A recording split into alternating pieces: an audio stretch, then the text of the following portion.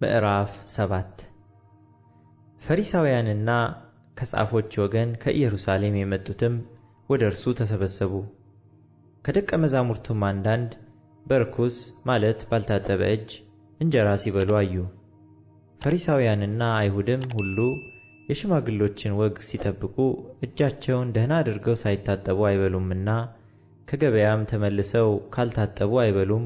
ጽዋንም ማድጋንም የናስ ዕቃንም አልጋንም እንደማጠብ ሌላ ነገር ሊጠብቁት የተቀበሉት ብዙ አለ። ፈሪሳውያንም ጻፎችም ደቀ መዛሙርትህ እንደ ሽማግሌዎች ወግ ስለምን አይሄዱም? ነገር ግን እጃቸውን ሳይታጠቡ እንጀራ ይበላሉ ብለው ጠየቁት። እርሱ ግን እንዲህ አላቸው፣ ኢሳይያስ ስለ እናንተ ስለ ግብዞች ይህ ሕዝብ በከንፈሩ ያከብረኛል፣ ልቡ ግን ከእኔ በጣም የራቀ ነው። የሰውም ሥርዓት የሆነ ትምህርት እያስተማሩ በከንቱ ያመልኩኛል ተብሎ እንደ ተጻፈ በእውነት ትንቢት ተናገረ። የእግዚአብሔርን ትእዛዝ ትታችሁ ጽዋን ማድጋንም እንደማጠብ የሰውን ወግ ትጠብቃላችሁ። ይህንም የመሰለ ብዙ ሌላ ነገር ታደርጋላችሁ። እንዲህም አላቸው፣ ወጋችሁን ትጠብቁ ዘንድ የእግዚአብሔርን ትእዛዝ እጅግ ንቃችኋል። ሙሴ አባትህንና እናትህን አክብር፣ ደግሞ አባቱን ወይም እናቱን የሰደበ ፈጽሞ ይሙት ብሏልና።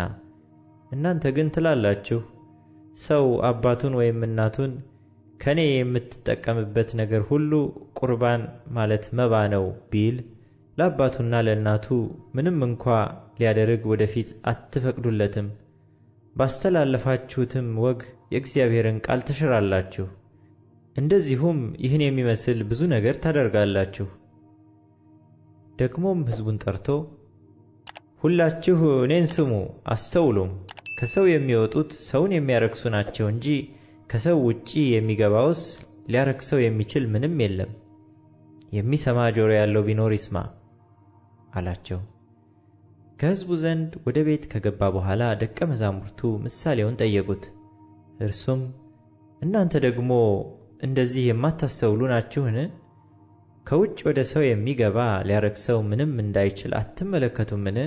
ወደ ሆድ ገብቶ ወደ እዳሪ ይወጣል እንጂ ወደ ልብ አይገባምና መብልን ሁሉ እያጠራ አላቸው። እርሱም አለ፣ ከሰው የሚወጣው ሰውን የሚያረክስ ያ ነው።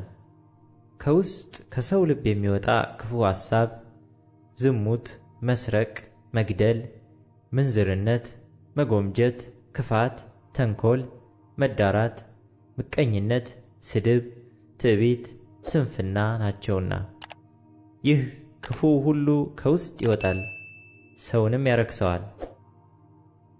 ከዚያም ተነስቶ ወደ ጢሮስና ወደ ሲዶና አገር ሄደ። ወደ ቤትም ገብቶ ማንም እንዳያውቅበት ወደደ፣ ሊሰወርም አልተቻለውም። ወዲያው ግን ታናሺቱ ልጇ ርኩስ መንፈስ ያደረባት አንዲት ሴት ስለ እርሱ ሰምታ መጣችና በእግሩ ላይ ተደፋች። ሴቲቱም ግሪክ ትውልዷም ሲሮፊኒቃዊት ነበረች።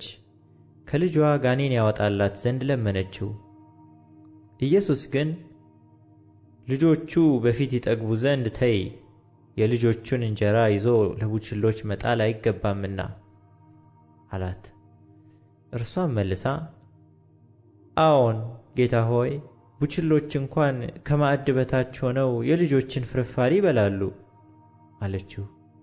እርሱም ስለዚህ ቃልሽ ሂጂ፣ ጋኔኑ ከልጅሽ ወጥቷል አላት።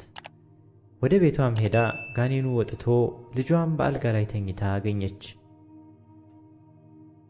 ደግሞም ከጢሮስ አገር ወጥቶ በሲዶና አልፎ 10 ከተማ በሚባል አገር መካከል ወደ ገሊላ ባሕር መጣ። ደንቆሮና ኮልታፋም የሆነ ሰው ወደ እርሱ አመጡ፣ እጁንም ይጭንበት ዘንድ ለመኑት። ከሕዝቡም ለይቶ ለብቻው ወሰደው፣ ጣቶቹንም በጆሮቹ አገባ፣ እንትፍም ብሎ መላሱን ዳሰሰ። ወደ ሰማይም አሻቅቦ አይቶ ቃተተና ኤፍታህ አለው። እርሱም ተከፈት ማለት ነው። ወዲያውም ጆሮቹ ተከፈቱ፣ የመላሱም እስራት ተፈታ። አጥርቶም ተናገረ። ለማንም አትንገሩ ብሎ አዘዛቸው። እነርሱ ግን ባዘዛቸው መጠን ይልቅ እጅግ አወሩት። ያለ መጠንም ተገረሙና ሁሉን ደህና አድርጓል፣ ደንቆሮችም እንዲሰሙ ዲዳዎችም እንዲናገሩ ያደርጋል አሉ።